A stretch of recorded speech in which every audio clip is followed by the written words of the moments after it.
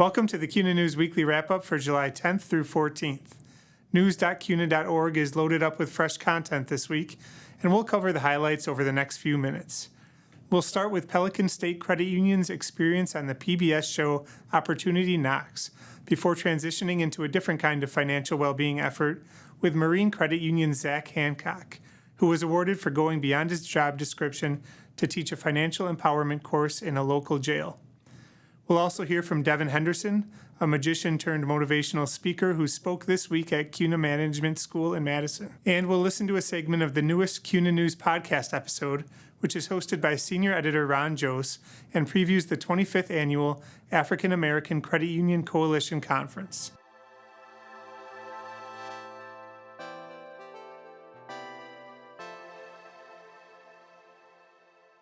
All right, let's get into it. We'll start in Baton Rouge, Louisiana at $677 million asset Pelican State Credit Union.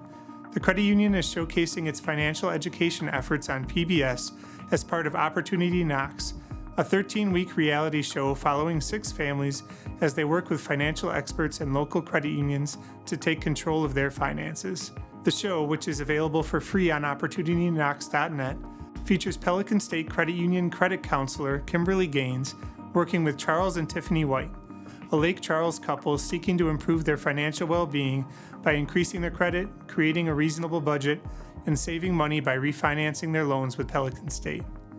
We don't toot our horns enough, Pelican State Assistant Vice President of Financial Outreach Jessica Sharon says. This TV show is a huge opportunity, not just for the families, but for the credit union industry to say, this is who we are, this is our mission, this is our purpose. I hope this shines a light on the credit union industry and how we're living our principles. Marine Credit Union's Zach Hancock was recently awarded for his work in financial education. The senior loan officer and certified CFPB financial coach at the $1 billion asset credit union in La Crosse, Wisconsin, received a 2022 Governor's Financial Literacy Award. The awards, presented by Wisconsin Governor Tony Evers and First Lady Kathy Evers this spring, recognize individuals and organizations for elevating the financial literacy, capability, and financial inclusion of Wisconsin's residents. Hancock certainly accomplished that by volunteering to teach a financial empowerment course to incarcerated individuals at the La Crosse County Jail. I was really honored, Hancock says of the award. You don't need a fancy title, you don't need a leadership position. A leader is someone regardless of what it says before your name. Don't count yourself out. If you're like, I'm just a teller, you're not. You're never just a teller. You're never just a mortgage lender. There's so much more to you. If you see something you're passionate about, go for it. The former Marine passes a similar message along to his students during the month-long course intended to create future-focused conversation while tackling topics like credit, interest rates, and home ownership versus renting as students work toward a better financial future. Now for some motivation from Devin Henderson, who spoke to the latest class of CUNA Management School students this week in Madison. Here's some of the message he left the audience with. What I really wanted them to get was there's untapped potential inside them, right? And so how can you ignite that potential in a way that's gonna make you feel more fulfilled in your life and have your maximum impact? So the message is something greater is always possible, right? And so that's really something I want them to see in themselves is how do you see potential over limitation? Pop on this week's episode of the CUNA News Podcast to hear senior editor Ron Jose preview the African American Credit Union Coalition Conference. The 25th annual conference is scheduled for July 16th through 20th in Atlanta. Here's a clip from the episode, which can be found at news.cuna.org, on our YouTube page at Credit Union Magazine, or anywhere you can find podcasts. In this work, helping members in our communities, I have found that hope is an essential ingredient. If you don't have hope as an individual, as a leader, as a community, then you don't have the incentive or the motivation to look for something better. So I'd like for the leaders of the credit union movement, my colleagues at AACUC, to continue to hold on to this idea of hope and giving hope to our members and to consumers. Now over to CUNA Senior Editor of Public Affairs Communications, Alex McVeigh, for a look at what's happening in Washington, D.C.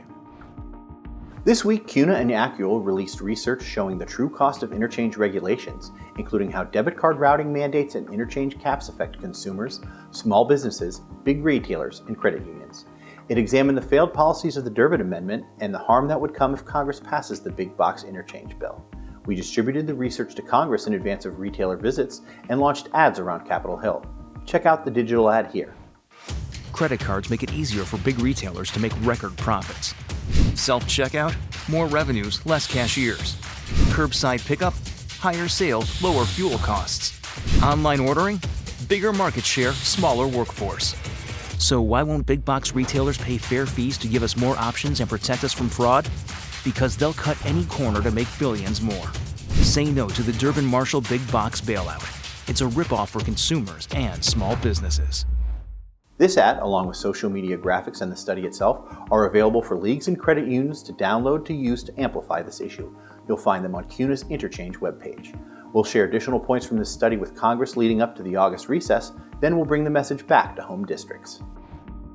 Thanks, Alex. Our credit union of the week is $90 million asset Dakota Plains Credit Union in Edgeley, North Dakota. The credit union was born more than 80 years ago out of a conversation between Herbert Ray, Floyd Fredenberg, Ethel Fredenberg, and John Hillerson. On June 18, 1941, the state of North Dakota chartered Edgeley Credit Union, which had its first office in the home of Oral and Belva Dunstan. The name was changed from Edgeley Credit Union to Dakota Plains Credit Union in 1993, and in 2006, the credit union expanded its field of membership to a 75-mile radius around Edgeley. Now, the credit union has offices in Edgeley, Ellendale, and Enderlin. Learn more about the credit union at www.dakotaplainscreditunion.com. Send your credit union's information to bfritz@cuna.coop if you want to be included in a future episode. Finally, one quick note from this week in credit union history. On July 11, 2022, NCUA Board Chairman Todd Harper was sworn in by Federal Housing Finance Agency Director Sandra Thompson, taking the oath of office at the NCUA's Alexandria, Virginia headquarters. On the board since 2019, President Biden designated Harper as the NCUA's 12th chairman on January 20th, 2021. Harper's 5-year term runs through April 2027. Looking ahead, next week's podcast will dive deeper into Pelican State Credit Union and Opportunity Knox.